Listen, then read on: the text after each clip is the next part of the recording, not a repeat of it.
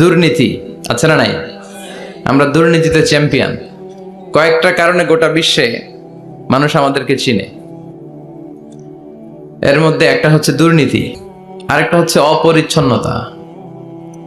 আমরা যেখানে সেখানে আবর্জনা ফেলি। দেশের বাইরে গেলে একটু পরিষ্কার চলি, দেশে আসলে যেই সেই। সিঙ্গাপুরে আপনি রাস্তায় থুতু ফেললে জরিমানা মাত্র $300। রাস্তায় যদি আপনি লিটারিং করেন, আপনি থ্রো করলেন কোনো জিনিস, চিপস খাওয়ার পরে চিপসের প্যাকেট ফেলে দিলেন, এটা পুলিশ দেখলে আপনারে $500 জরিমানা দিবে। একজনকে সুবহানাল্লাহ। তো এই জরিমানাগুলো আমাদের দেশে দরকার ছিল, ঠিক কি না? সরকার চাইলে এগুলো পারে। এই যে দুর্নীতি, ঘুষ, তারপরে বেকারত্ব, এটা বড় অভিশাপ। যুবক ছেলেগুলোর ধ্বংস হয়ে যাওয়ার অনেকগুলো কারণের একটা কারণ হচ্ছে বেকারত্ব। রসুল বাত্তালে দুঃখানু শয়তান, অলস মস্তিষ্ক শয়তানের আড্ডা। কাজ নাই, কাম নাই। হিন্দি সিনেমা দেখে, আছে না নাই? রুব্বানে নাচে কোমর দুলাইয়া, ফেরেশতারা বলবে তো করে পিডামো আমরা ঝুলাইয়া। তো ওদের যদি কাজ থাকতো, যুবকদেরকে যদি ইউনাইটেড করা যেত, গভর্নমেন্টের পক্ষ থেকে ওদেরকে স্বাবলম্বী করার সুযোগ সুবিধা দিলে ওদের মাথার মধ্যে শয়তান ঢুকতে পারতো। এজন্য আমরা বলি মনটাকে কাজ দাও। মনটাকে কি দাও? মনের আরবি হচ্ছে কলব। মনকে আরবিতে কি বলে? কলব। কলবকে কলব বলে এজন্য, কলব মানে পরিবর্তন হওয়া। কলব মানে কি? আমাদের মনটা সবসময় পরিবর্তিত হয়। এখন আছে এখানে, চলে গেছে ইন্ডিয়া, চলে গেছে আমেরিকা, চলে গেছে, কাবার কথা মনে পড়ছে, সৌদি আরব চলে গেছে। ভিসা লাগছে? কথা কন। এই যে ভাবলেন আপনার হৃদয়টা এখান থেকে ওখানে ছোটাছুটি করলো, ভিসা লাগে? লাগে না। এটার ভিসাও লাগে না, পাসপোর্টও লাগে না। তো এই জন্য কলব, মন, এটা সবচেয়ে বেশি ছোটাছুটি করে, সবচেয়ে বেশি দৌড়াদৌড়ি করে। তো যুবকদের মনটাকে, এটা লাগামহীন হয়েছে, এটাকে ধরে রাখতে হবে কাজের মধ্য দিয়ে। মানুষের মনটাও ছোটাছুটি করে, কাজ না থাকলে এদিক যায় ওদিক যায়, ভালো খারাপ সব চিন্তা দুশ্চিন্তা মাথার মধ্যে জট পাকে, ঠিক কি না? এই জন্য নিজেকে যদি কাজে ব্যস্ত রাখেন, এই পাগলামি মাথার মধ্যে ঢুকবে? কথা বলেন। এজন্য আমাদের স্লোগান হচ্ছে মনটাকে কাজ দাও। কি দাও? সবসময় নিজেকে কাজে ব্যস্ত রাখতে হবে। এই বেকারত্ব চাইলেই সরকার দূর করতে পারে। এই লাস্ট বিসিএস যেটা গেল, এটা কততম বিসিএস? 37তম। এটাতে অ্যাপ্লাই করছে কতজন জানেন? কত? যে পরিমাণে লোকজন অ্যাপ্লাই করেছে তাতে খুব সম্ভবত প্রায় 300 কোটি টাকা পেয়েছে গভর্নমেন্ট। শুধু যে ব্যাংক ড্রাফট করে অ্যাপ্লাই করা লাগে। এই বাংলাদেশ, ভারত, পাকিস্তানে, পাকিস্তান বাদ দিলাম, ওটার কথা কইলেই রাজাকার। কথা কয় না? বাংলাদেশ, ভারত, এই দুটার কথাই বলি। এই দুই দেশে চাকরি সোনার হরিণ, ঠিক কিনা? কেরানির কিছু পদের জন্য হাজার হাজার ডক্টরেট ডিগ্রিধারীরা ইন্ডিয়াতে অ্যাপ্লাই করেছে। বাংলাদেশও এই করুণ দশা। তো এই যে বিসিএস পরীক্ষার্থীদের কাছ থেকে হাজার হাজার কোটি টাকা গভর্নমেন্ট নিয়ে নিল, এটা দিয়ে ওদের কর্মসংস্থানের দরকার আছে না নাই? এটা গভর্নমেন্টের দায়িত্ব, সরকারের দায়িত্ব। সরকার যদি এই কাজ করে, সরকার যদি ইনসাফপূর্ণ কাজ করে, তাহলে ইন দ্য ডে অফ জাজমেন্টে আল্লাহর আরশের নিচে সরকারের সদস্যদেরকে ছায়া দিবে কে? আর যদি উল্টাপাল্টা করে, মায়ের আছে না নাই? নগদ মায়ের, ঠিক কিনা? কবর থেকে শুরু, জাহান্নামের আখড়া বানিয়ে আল্লাহ রাখবে। চিৎকার করে বলেন ঠিক কিনা? এই জন্য আমি সবসময় বলি, নেতা নির্বাচনের ক্ষেত্রে খুব চুজি হতে হবে আপনাদেরকে। সাবধান, সামনে নির্বাচন না? আমার ভাই তোমার ভাই, এগুলো নিষেধ, এগুলো বলা যাবে না। এই যে বলে দিছে উপস্থাপক, কোনো আমার ভাই তোমার ভাই চলবে না, চলবে লিল্লাহি তাকবীর, আল্লাহু আকবার। তবে ভোটটা যেন ইসলামের পক্ষে যায়। কোন দলের পক্ষে কোনো মাহফিলে কথা বলা যাবে না, কারণ এটা সবার প্রোগ্রাম। এখানে মুসলিম আসবে, অমুসলিম ভাইরাও আমাদের তাফসীর শোনে না? অনেক অমুসলিম তার নাম পরিবর্তন করে, এফিডেভিট করে, শাহাদা বাক্য পড়ে মঞ্চে ঘোষণা দেয়, আমার নাম ছিল সুভাষ চন্দ্র দাস, আজকে থেকে আমি আব্দুল্লাহ। এই তাফসীর মাহফিলগুলো, এগুলো উইটনেস, আমাদের জন্য সাক্ষী। এজন্য এই প্রোগ্রাম সবার। ইসলাম হচ্ছে সবার, কোরআন হচ্ছে সবার। ইসলাম ধর্ম কি শুধু আমাদের? কথা বলেন। এটা সবার জন্য আল্লাহ পাঠিয়েছে। এটা হিন্দুদেরও ধর্ম, এটা খ্রিস্টানদেরও ধর্ম, এটা সবার ধর্ম। কিন্তু ওরা না মানলে আমরা কি করব? কথা বলেন, কোরআনটা কি শুধু আমাদের? এটা গোটা মানব মণ্ডলীর। বিশ্বনবী রহমত শুধু আমাদের? রাহমাতাল্লিল I have sent you as a mercy and blessing for the entire world, for the entire universe. ও নবী, আমি আপনাকে গোটা বিশ্বের জন্য রহমত করে পাঠিয়েছি। শুধু বলেননি যে মুমিনদের জন্য রহমত করে আপনাকে পাঠিয়েছি, মুত্তাকিদের জন্য রহমত করে পাঠিয়েছি, এমনটি বলেছে? সবার জন্য। তাফসীর মাহফিল সবার, এখানে সবাই আসতে পারবে, আস্তিক নাস্তিক, হিন্দু বৌদ্ধ খ্রিস্টান মুসলমান সবাই আসতে পারবে। ওদেরকে আসার সুযোগ করে দিতে হবে, তাহলেই না ওরা ইসলামের সৌন্দর্য দেখে ইসলামের প্রতি আকৃষ্ট হবে। চিল্লায় বলেন ঠিক কিনা? বিশ্বনবী যুদ্ধ করে ইসলাম কায়েম করে নাই। অনেক কাফিরের আন্ডা বাচ্চা আছে বিশ্বনবীর চেহারা দেখেই কালিমা পড়েছে, অন্য কিছু না। অনেকে আছে বিশ্বনবীর সুললিত কণ্ঠের তেলাওয়াত শুনে কালিমা পড়ে মুসলমান হয়েছে। আমরা কোরআনের তেলাওয়াত শুনতে চাই না, কিন্তু কাফির মুশরিকেরা পৌত্তলিক যারা সারাদিন মূর্তির পূজা করত, তারা রাত্রিবেলা লুকিয়ে লুকিয়ে বিশ্বনবীর কণ্ঠের তেলাওয়াত শুনতে যেত। বিশ্বনবীর কণ্ঠের সাথে পৃথিবীর কারো কণ্ঠের কোনো তুলনা হতে পারে? সবচেয়ে সুন্দর কণ্ঠ ছিল দাউদ আলাইহিস সালামের। ওনার কণ্ঠের তেলাওয়াত শোনার জন্য আকাবা উপসাগরের তীরে বসে যখন উনি জবুর কিতাব তেলাওয়াত করতেন, আমাদের কোরআনে 114টা সূরা আছে, ওনার জবুর কিতাব 150টা ছড়া ছিল। কি ছিল? ইসলামী ছড়া গান। এই ছড়া নাশিদগুলো তিনি পড়তেন। এগুলো শোনার জন্য সাগরের মাছগুলো সাগর ছেড়ে দিয়ে কিনারায় চলে আসতো। সুবহানাল্লাহ বাড়িতে যেয়ে বললেন, সুবহানাল্লাহ বলতে নিষেধ নাই তো না? এটা বলা যাবে। চিল্লায় পড়েন সুবহানাল্লাহ। আকাশের পাখি নিচে নেমে যেত, জঙ্গল ছেড়ে দিয়ে প্রাণীগুলো ওনার কাছে চলে আসতে, পড়েন আল্লাহু আকবার। কিন্তু ওনার কণ্ঠকে বিশ্বনবীর কণ্ঠের চাইতে বেশি সুন্দর। বিশ্বনবীর সাথে কোনো কম্প্যারিজন চলে না। No comparison with our beloved prophet, the last messenger Muhammad সাল্লাল্লাহু, he is out above of any kind of comparison. সব ধরনের তুলনার ঊর্ধ্বে তিনি। whether it's the power, fitness, personality, status, আপনি যেটাই বলেন না কেন, শক্তি, সৌন্দর্য, মর্যাদা, যে কোনো দিক থেকে বিশ্বনবী গোটা বিশ্বের সব মানুষ তো দূরের কথা, নবীদেরও সেরা। চিল্লায় বলেন ঠিক কিনা? তো দাউদ আলাইহিস সালামের কণ্ঠ বড় সুন্দর ছিল, কিন্তু বিশ্বনবীর কণ্ঠ তার চাইতে বেশি সুন্দর ছিল। তিনি যখন রাত্রিবেলা কোরআন তেলাওয়াত করতেন, মক্কার সব কাফিরদের নেতারা, মক্কা একটা পার্লামেন্ট বসতো প্রতিদিন। এই পার্লামেন্টের প্রধানমন্ত্রী হচ্ছে আবু জাহাল। মক্কার পার্লামেন্টের প্রাইম মিনিস্টার কে? কথা বলেন।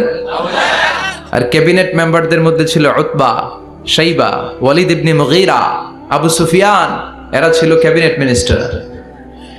তো তারা সবাইকে নিষেধ করত, মুহাম্মাদের কণ্ঠের কোরআন তেলাওয়াত শুনতে কেউ যেতে পারবে না, কারণ যারাই কোরআন শুনতে যায় সব মুহাম্মাদের মুরিদ হয়ে যায়।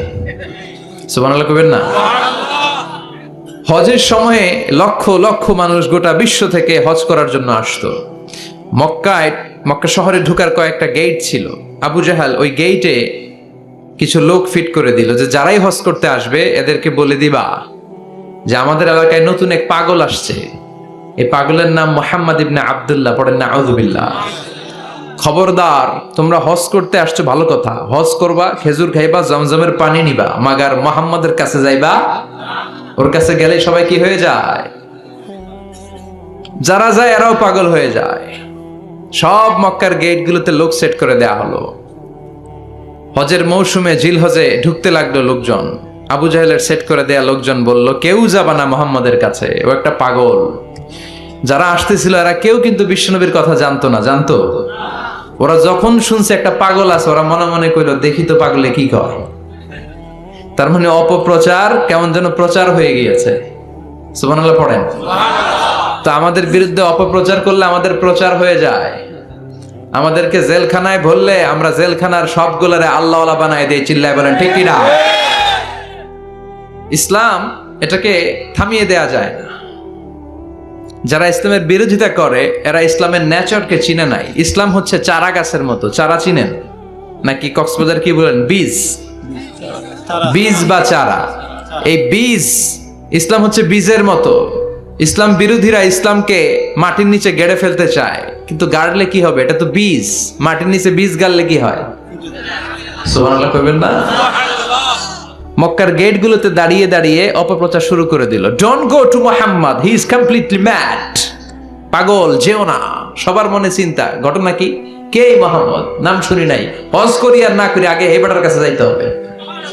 আল্লাহু আকবার। সবাই বিশ্বনবীর কাছে যায়, চেহারা দেখে কোরআনের বাণী শুনে কালিমা পড়ে মুসলমান হয়ে যায়। আবু জাহেল আবার মন্ত্রী পরিষদের বৈঠক ডাকলো, খবরদার, কাউকে যেতে দেয়া যাবে না, কেউ যাবে না। কিন্তু কি আজীব তামাশা, প্রতি রাতে আবু জাহেল লুকিয়ে লুকিয়ে নিজেও যায়। না জানি কত সুন্দর ছিল বিশ্বনবীর কণ্ঠ,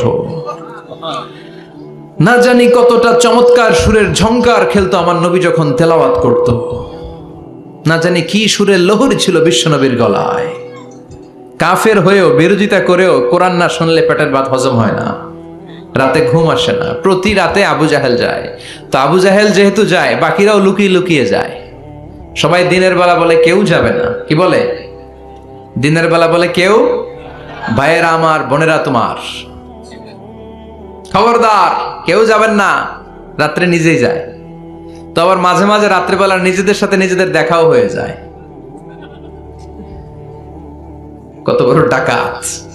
একজন বিশ্বনবীর বাড়ির এই পাশে, আরেকজন ওই পাশে, আরেকজন ওই পাশে, আরেকজন ওই পাশে। বিশ্বনবী যখন তেলাওয়াত শেষ করেন, সবগুলো দেয় দৌড়।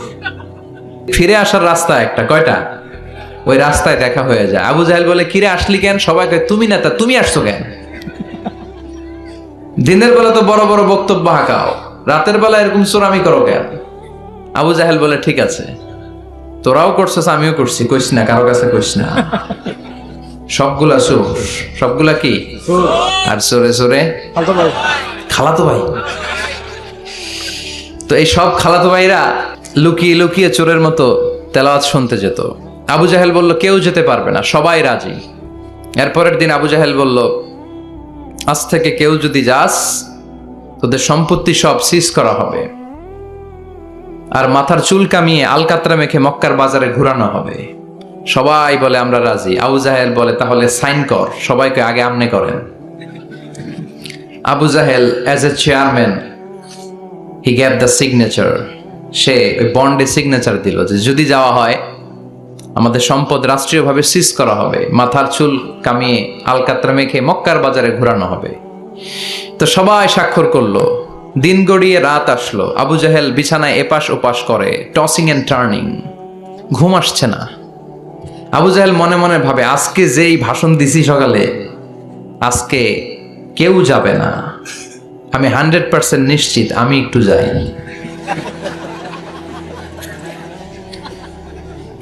মজার ব্যাপার হলো, উতবা, সাইবা, ওয়ালিদ ইবনে মুগীরা তারাও নিশ্চিত যে কেউ যাবে না।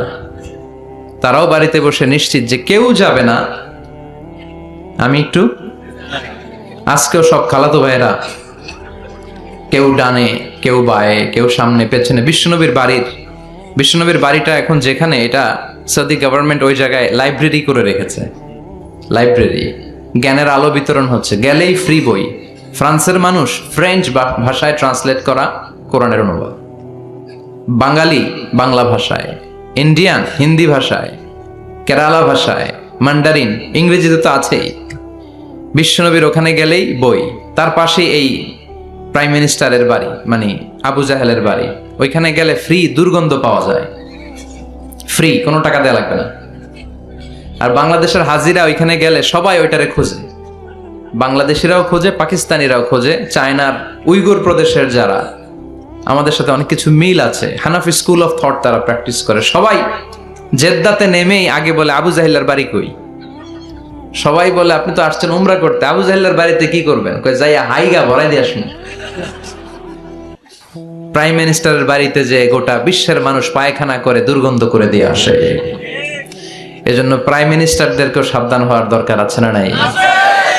চারদিকে সব খালাতো ভাইরা সেট আপ, প্রাণ ভরে আজকে শুনবো। প্রতিদিন দেখা হয়ে যায়, আজকে কারোর সাথে দেখা হবে না।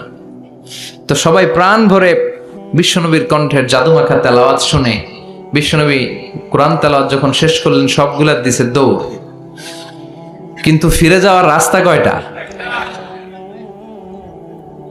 আজকেও দেখা। আজকে কেউ কাউরে কিছু বলে না, সবার মাথা নিচের দিকে।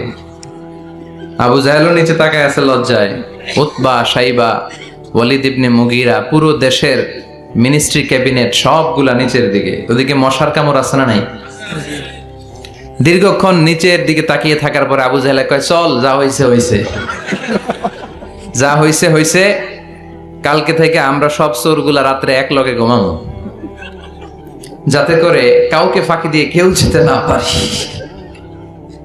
এই গল্পটা শোনানোর উদ্দেশ্য হচ্ছে এটা যে বিশ্বনবীর কণ্ঠটা যেন তেন কণ্ঠ ছিল না, অসাধারণ একটা কণ্ঠ ছিল, যে কারণে এই কোরআনের বিরোধিতা করেও তারা এই কণ্ঠের তেলাওয়াত শোনার জন্য পাগল হয়ে যেত। সুবহানাল্লাহ পড়বেন না? এজন্য যুবক ভাইয়েরা, তোমাদের সময়গুলোকে কাজে লাগাতে হবে। অলসতা যেন তোমাদেরকে শয়তান তোমাদের মাথায় আড্ডা না বসায়। এজন্য গভর্নমেন্টের দায়িত্ব হচ্ছে তাদের কর্মসংস্থানের ব্যবস্থা করা। সব কাজ আবার গভর্নমেন্টের উপর চাপালে চলবে না। আমাদের দেশে যে সিস্টেমটা, একটা বাজে সিস্টেম চালু হয়েছে, যারা ভোটে জিতে ক্ষমতায় আসে সব দায়িত্ব এদের, বিরোধী দলের কোনো দায়িত্ব নাই, তাই না? আবার ওই বিরোধী দল যদি ক্ষমতায় যায়, পুরো দেশের মা বাপেরা, অন্য দলের কোনো খাওয়া নাই, আছে খালি মায়ের। কথা কন। আবার নির্বাচনে হাইরে গেলে ওরা খায় মায়ের, আমরা খালি মারামারি দেখি রেসলিং টিভিতে, আচ্ছা না নাই? তো এটা ঠিক না। কেউ সরকার গঠন করলে তাদের উচিত বিরোধী দলের মধ্যে যারা ক্যাপাবল, লিডারশিপ কোয়ালিটি আছে, তাদেরকে নিয়েও কাজ করা। হ্যাঁ, লিডারশিপ আমাদের থাকবে, প্রধানমন্ত্রী আমরা গঠন করব, কিন্তু বিরোধী দলের যে এত বড় অক্সিলিয়ারি ফোর্স, এত বড় লক্ষ লক্ষ মানুষ জনসভায় তারা যুক্ত হয়, ওদের বিরুদ্ধে জেল জরিমানা দিয়ে আমার দেশের কি লাভ? কথা বলেন। দেশটা আমাদের সবার না? নাকি বিরোধী দলে গেলে আর দেশের জন্য মায়া নাই, সব দায়িত্ব সরকারের? আসেন এগুলো থেকে বেরিয়ে আসি। আসবেন? আপনাদের সিদ্ধান্তই পারে এই বাজে প্র্যাকটিস থেকে আমার দেশটারে হেফাজত করতে। সবাই রাজি আছেন তো? এজন্য গভর্নমেন্টের উচিত এই বেকারত্ব দূর করা। এলাকার যারা বিজনেস ম্যাগনেট আছে তাদের উচিত বেকারত্ব দূর করে দেয়া। বেকারত্ব দূর করে দেওয়ার মতো সওয়াবের কাজ পৃথিবীতে নাই। সুবহানাল্লাহ পড়েন। অনেকে মনে করে নামাজ পড়লেই সওয়াব, রোজা রাখলেই সওয়াব। না, আপনি যদি একজনের কর্মসংস্থানের ব্যবস্থা করে দেন, তার মাধ্যমে যদি ফ্যামিলিটা চলে, এর চেয়ে বড় সওয়াবের কাজ আর নাই। একজন অসুস্থ, রক্ত দরকার, গা থেকে রক্ত দিয়ে দিলেন, এর চেয়ে সওয়াবের কাজ আছে? এক জায়গায় গাছ লাগিয়ে দিলেন, রোহিঙ্গার ভাইয়েরা না খেয়ে মরে, টিউবওয়েল লাগিয়ে দিলেন, এর চেয়ে বড় ইবাদতের কাজ আর আছে? কথা বলেন। এজন্য ইসলামটাকে সামগ্রিক ভাবে বুঝতে হবে। আল্লাহ তুমি তৌফিক দাও।